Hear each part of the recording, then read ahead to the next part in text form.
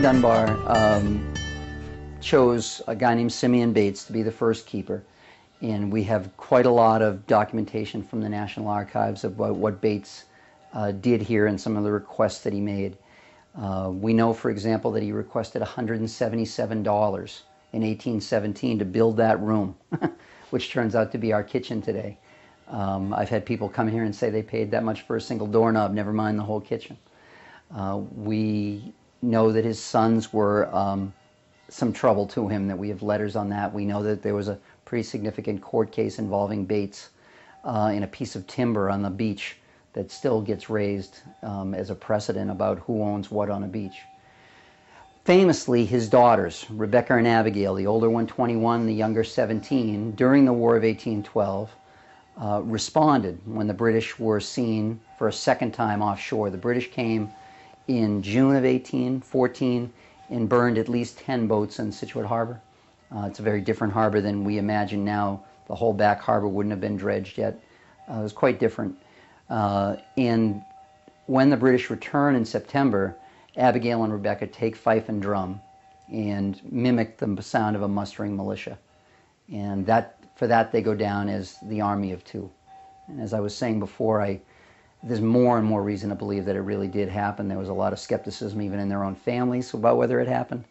But we have a lot of reason to believe that it happened. And in fact, in the other room behind me, we actually have the fife. In this room, I found out that the building had changed. I didn't really know how much the building had changed when I moved in. And this window I always thought was a decoration until I got here and realized it was shingled on the other side, and that originally that had to have been the outer wall. I never ever thought that the profile of the lighthouse had changed. And then I got here and we began to dig, and that's when I discovered that, you know, Bates had requested the money for the kitchen, and we found out that the second keeper built this room in the 1830s. His name was Ziba Cushing. He also built the Grand Army Hall, the GAR Hall, and the oldest public building in town. And Cushing wasn't a light keeper. There's a lot of reason to believe that Cushing was only appointed after the death of Simeon Bates because he was the only Democrat in town and Andrew Jackson was president. And those things were definitely connected. So he added that room. We have an inspector who came here in 1838 who said it was being used by a tenant who was actually taking care of the light and not doing a very good job of it. So that window tells another story, and it really started a lot of research for me. Every wall gets a story. So this wall lets me talk about the building of the light, the land being taken from Mr. Barker of Barker Tavern fame. This wall lets me talk about the town buying the light from the federal government. And this is all the legislation linked to that, including the pen that Woodrow Wilson used to sign off on it, which I get a big kick out of, and this letter as well. This letter is signed by a guy named Tumulty. He was the private secretary to Wilson. And in 1919, when President Wilson had a massive stroke campaigning for the ratification of the Treaty of Versailles, I think Tumulty ran the country. So I get a big charge out of having a letter this close from this guy, probably the only regent we ever had, my money. This letter lets me talk about one of the later keepers, a keeper named Osborne. He was, according to that letter, fired, though we haven't quite fleshed out all of the reasons why. It mentions Daniel Webster being involved in it, and I've looked for Webster's letters and found certain volumes, but none that mention that story yet. I'll have to go to Dartmouth one of these days. It also lets us talk about the fact that's kind of sad that this light didn't really work.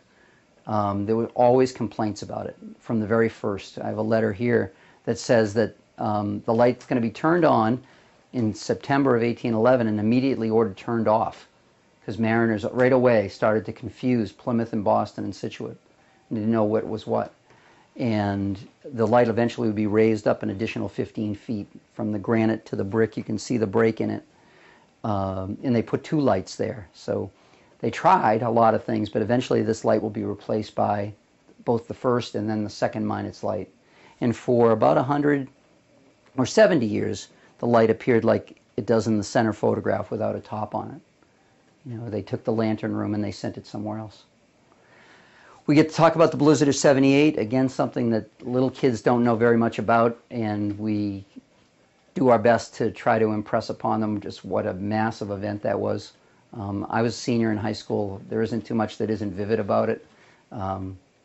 It was quite a thing. And the Globe put Scituate Light on the first issue that it managed to get out after the storm, saying that we are unbowed, and that's how we've stood. One of our more famous stories, maybe the second most famous outside of Rebecca and Abigail Bates, is the story of the grounding of Etrusco.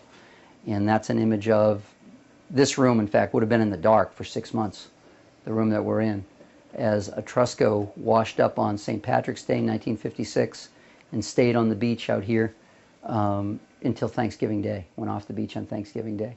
And by the thousands, people came, literally the thousands, to put Scituate on the map. I had a woman here last summer.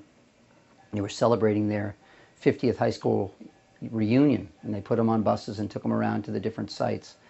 And I was talking about Etrusco, and she said, my dad covered the Etrusco story.